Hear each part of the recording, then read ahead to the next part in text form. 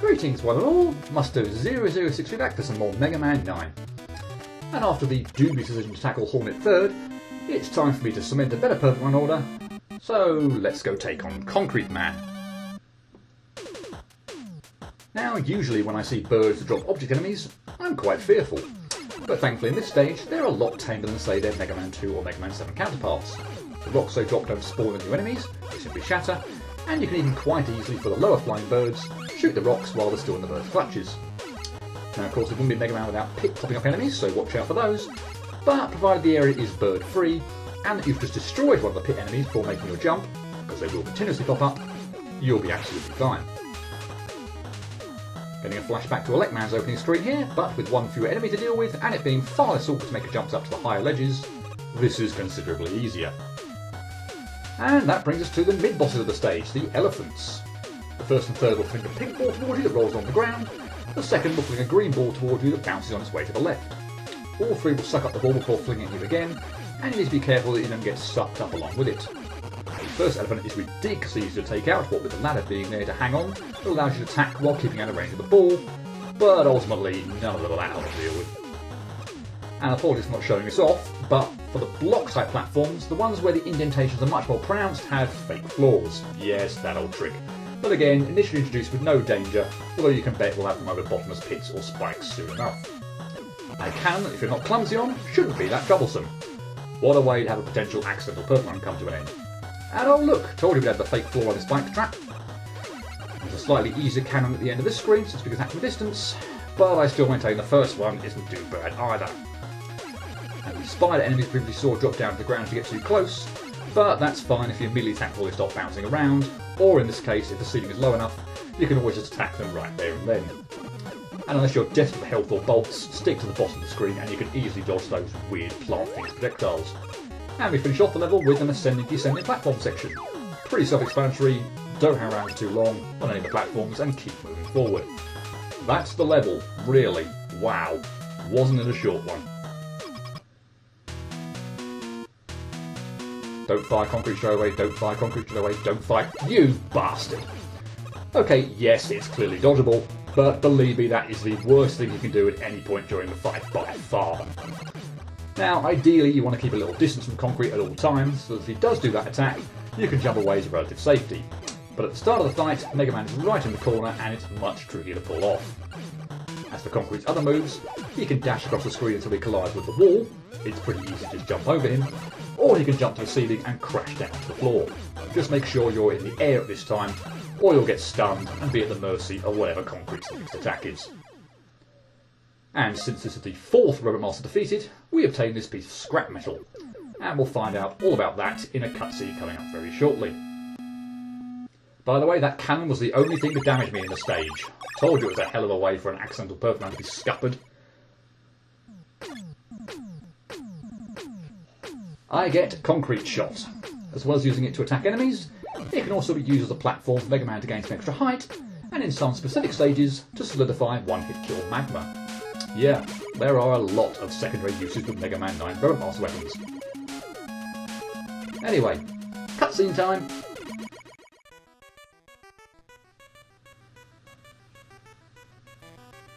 I figured out something from the product code on that piece of scrap Mega Man picked up. That robot's period of use had expired, and it was scheduled to be scrapped. I feel bad for those robots, but their expiration dates are decided by law. They were supposed to be scrapped. So why are they going crazy? Why indeed? Regardless, as long as I can deal with a solitary cannon enemy, I'll be alright with a perfect run, won't I?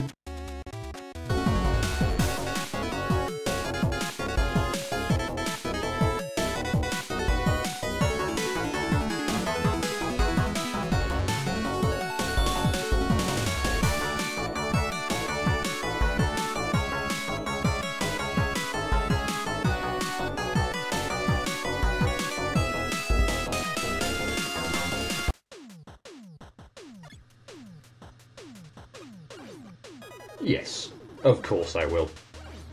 I actually barely had any problems with this stage, which again makes my choice of going after Hornet Man 3rd seem quite bizarre, but at the time I genuinely thought this might be trickier, and I'm not going to complain about being wrong in this instance.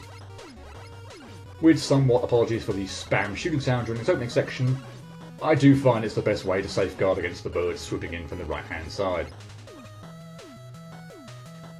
Now you certainly don't have to, as previously said this bit is way easier than the Elect stage version, but I tend to shoot the lower enemy to stun into place, just to make absolutely sure of things.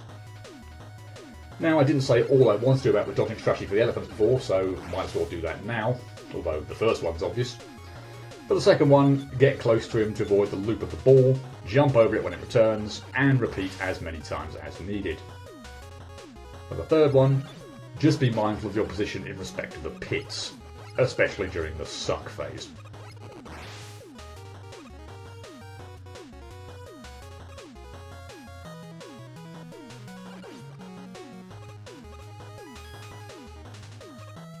Okay, so the annoying cannon.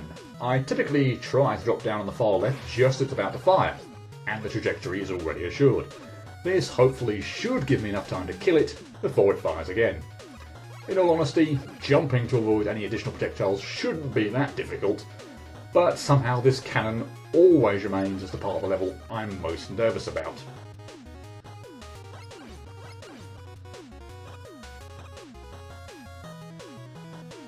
And as we come up to the end of the level, I've yet to mention the outtakes. The reason for that being that there were none. So, could I finally achieve a flawless perfect run stage?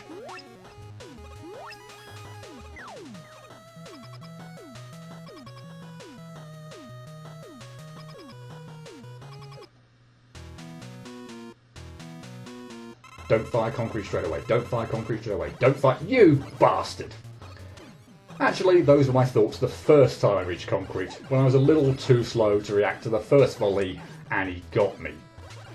This is actually my second attempt, so yet again, rather annoyingly, I have another one outtake stage. Both times whilst having a perfect run, and during my Let's Play, so all 3 times, he fired concrete at me first up. That's pretty unlucky in my books. And hey, even got the scrap metal this time.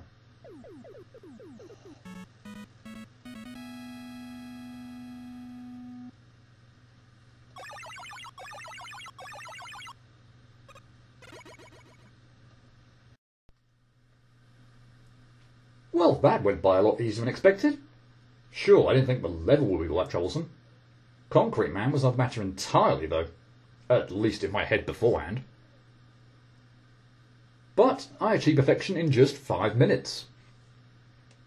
Thanks to suffering just the one outtake on Concrete himself. The level, to be honest, is very straightforward. The cannons on all screens might catch you out every now and then, as I did during my Let's Play version, but they're all manipulable, so provided you stay out of their range before you attack, you'll be fine. I guess you could also easily enough misjudge the hitboxes on the elephant's giant balls. That didn't come out right. Especially when they bounce. Okay, now it's making it worse. But also when elephants suck them back. Okay, seriously, end this sentence immediately. But ultimately, once you get a feel for them, they're really not so hard. Okay, that definitely didn't come out right. Switching topics fairly quickly, Concrete is one of those Rodmasters that has a hectic but fun fight. His concrete shot looks threatening, but provided you leave yourself a little room to retreat, it's actually easily dodgeable. Unless, of course, he does his attack right off the bat, when you have no room to retreat. That's a tad on the cheap side, and far more difficult to avoid, but it's still manageable if you can react quickly. His gliding across the screen is nothing to worry about at all, so the only trouble I really have with him is misjudging where he's going to jump to. If he lands in the middle of the screen, I sometimes find it difficult to judge whether I should attempt to run underneath him. I need to be in the air when he lands too, or I'll get stunned and be completely helpless for whatever attack comes next, so this also has to factor into my decision. But even so, it's not horribly awkward to have to deal with. And I also feel that Concrete leaves himself open to be attacked quite a bit, unlike our 3 previous Robot Masters who spend a lot of time out of reach, so the fight usually goes by pretty quickly, one way or another. So that's a definite plus point in the player's favour. The tiniest twinge of disappointment, as just with Galaxy, I got the successful run on my second attempt, so just missed out on a no outtake stage. Well, unlike with Galaxy, I never thought that would even be a possibility. So, pretty happy with this, gotta admit. Don't think I can really give him anything else, can I? Concrete becomes the 12th member of the 1 out of 10 club. So Heat, Top, Magnet, Hyperstorm H, Toad, Gravity, Gyro, Knight, Tomahawk, Spring and Galaxy make him feel welcome. It's a pretty easy level, short too, with very little that should consistently trip anyone up. Concrete is definitely not as easy as the majority of the other Robot Masters I've just listed, so I do feel that 1 out of 10 is a slight underrating, but once you appreciate how best to avoid his Concrete Shot attack, you eliminate much of the danger present in this fight, so he's really not that bad. And that is the halfway point. 4 down, 4 to go. I'm making good progress. Unfortunately, not to judge up bad memories, the last Robot Master to fling tornadoes at me was a cheap bastard. Hopefully the next one is a little kinder. Join me next time to find out. Cheerio.